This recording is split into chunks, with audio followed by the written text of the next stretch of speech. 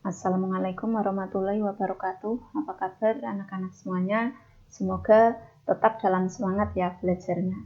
Oke, pada pertemuan sebelumnya kita sudah membahas uji kompetensi 2 ya. Namun baru sampai pada pilihan ganda. Sekarang kita lanjut soal berikutnya. Nah, soal berikutnya yang B yaitu soal menjodohkan ya. Di sini ada 2 kolom, sebelah kiri itu adalah soalnya, sebelah kanan itu adalah jawabannya. Disuruh memilih mana yang benar. Kita mulai saja yang nomor 1, posisi diafragma pada saat ekspirasi pernapasan perut. Nah, ini bagaimana posisinya? Kalian bisa mempraktekkan ya. Ketika kalian menghembuskan udara, bagaimana posisi diafragma? Diafragma itu adalah sekat antara rongga dada dengan rongga perut. Maka ketika kita melakukan ekspirasi, posisinya adalah akan melengkung atau mengendor ya. Atau istilahnya relaksasi ya. Jadi jawabannya yang F. Kemudian nomor 2, infeksi pada rongga hidung. Nah, infeksi pada rongga hidung disebut dengan rhinitis ya. Ini penyakit pada rongga hidung. Kemudian yang ketiga, jumlah lobus atau gelambir pada paru-paru kanan. Ini berapa? Nah, jadi pada alat pernapasan manusia itu trakea. Trakea itu bercabang menjadi dua bronkus ya. Bronkus kanan dan bronkus kiri. Bronkus kanan itu menuju paru-paru kanan, bronkus kiri menuju paru-paru kiri. Paru-paru kanan terdiri dari 3 gelambir ya, sedang paru-paru kiri terdiri dari 2 gelambir. Jadi ini jawabannya adalah yang L ya. Tuh, kalau paru-paru kanan terdiri dari 3 gelambir. Kemudian radang paru-paru. Radang paru-paru ini dinamakan dengan pneumonia. D ya.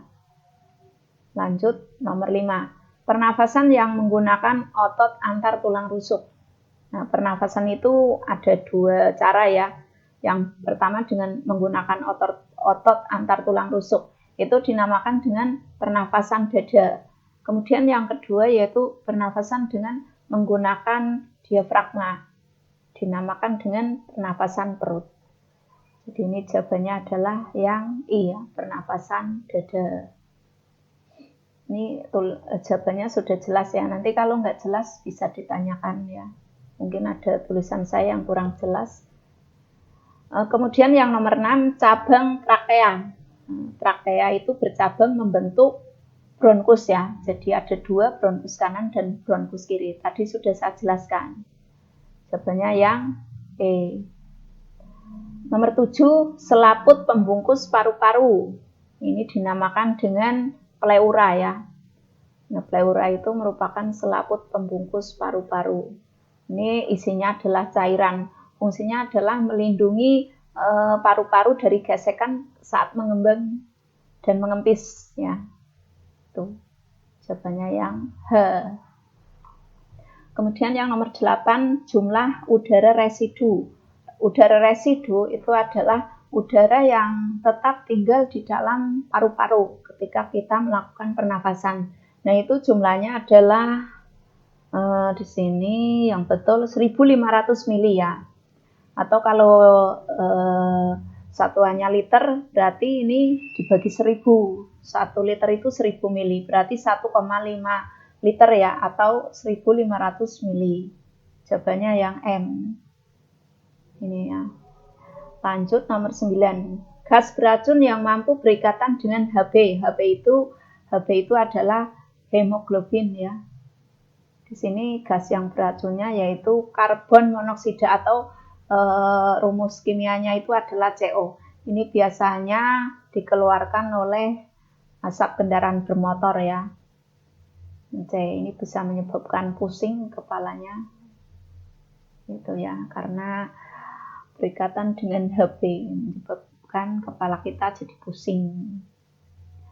Nomor 10, udara yang keluar masuk paru-paru pada saat pernafasan biasa. Jadi kalau kita melakukan pernafasan biasa, maka ada udara yang keluar masuk. Di sini Udara yang keluar masuk paru-paru pada saat pernafasan biasa dinamakan dengan udara tidal atau udara pernafasan. Ya. Itu yang K ya. Nah, untuk yang B sudah selesai. Kita lanjut soal yang C. Lengkapi pernyataan-pernyataan di bawah ini dengan benar. Jadi ini soal isian ya. Kita mulai dari nomor 1. Volume udara residu. Volume udara residu tadi pada soal berikutnya sudah ada, yaitu 1,5 liter atau boleh pakai satuan mili, tapi ini besarnya adalah 1500 mili ya. 1500 mili atau 1,5 liter ya. Kemudian nomor 2, udara yang melewati rongga hidung akan di sini titik-titik.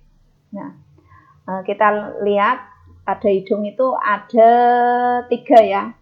Pertama rambut hidung, yang kedua lendir hidung ya. Nah, makanya karena ada rambut hidung, ada lendir, maka ketika udara melewati rongga hidung, udara itu akan mengalami 3 perlakuan. Yang pertama, udara disaring dengan rambut hidung. Kemudian lendir ya, selaput lendir itu gunanya yang pertama adalah untuk mengatur suhunya dan mengatur kelembabannya. Jadi kalau begitu, udara yang melewati rongga hidung yang pertama disaring, yang kedua diatur suhunya, yang kemudian yang ketiga yaitu diatur kelembabannya. Itu perlakuan yang dialami oleh di dalam rongga hidung ya. Kemudian nomor 3, penyakit pada selaput pembungkus paru-paru. Nah, ini dinamakan pneumonia ya. Tadi sudah ada soal yang sama, pneumonia. Kemudian yang keempat, udara yang keluar masuk paru-paru saat pernafasan biasa. Ini juga tadi sudah. Jawabannya adalah udara tidal atau boleh nama lainnya adalah udara pernafasan. Lanjut nomor 5. Penyakit TBC atau tuberkulosis disebabkan oleh, di sini penyebabnya adalah bakteri. Nama bakterinya adalah Mycobacterium tuberculosis ya.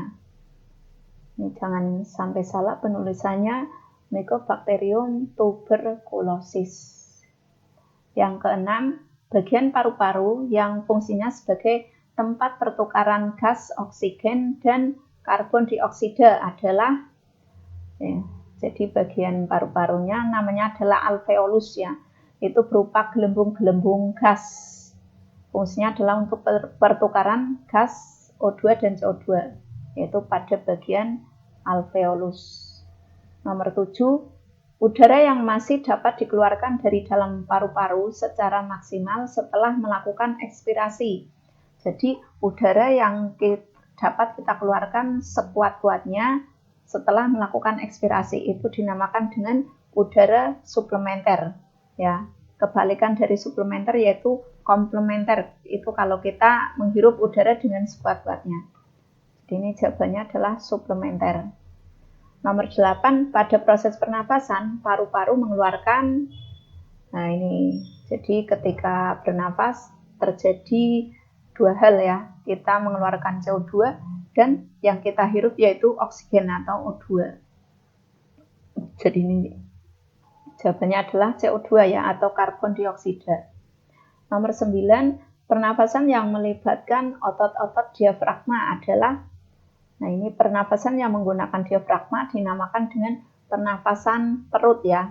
Kalau menggunakan otot-otot antar tulang rusuk namanya pernafasan dada. Kalau menggunakan otot diafragma namanya adalah pernafasan perut.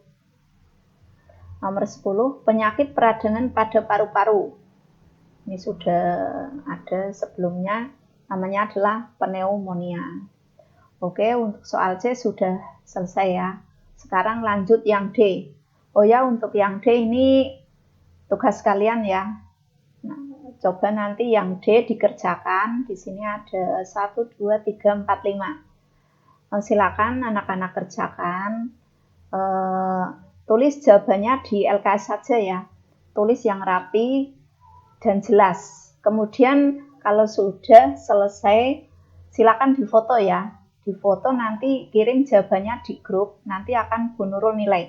Bagi yang tidak mengumpulkan nanti nggak dapat nilai. Jadi ini wajib mengumpulkan ya. Silakan tulis yang rapi biar Bu Nurul membacanya mudah ya. Bagi yang tidak mengikuti grup silakan dikasih tahu, suruh mengerjakan, dan tolong itu nanti bisa titip fotonya ya ke yang ikut grup. Nah, saya rasa itu saja, saya tunggu jawabannya untuk yang D ya, nanti akan saya nilai. Saya rasa untuk pertemuan hari ini itu dulu, saya tunggu jawabannya.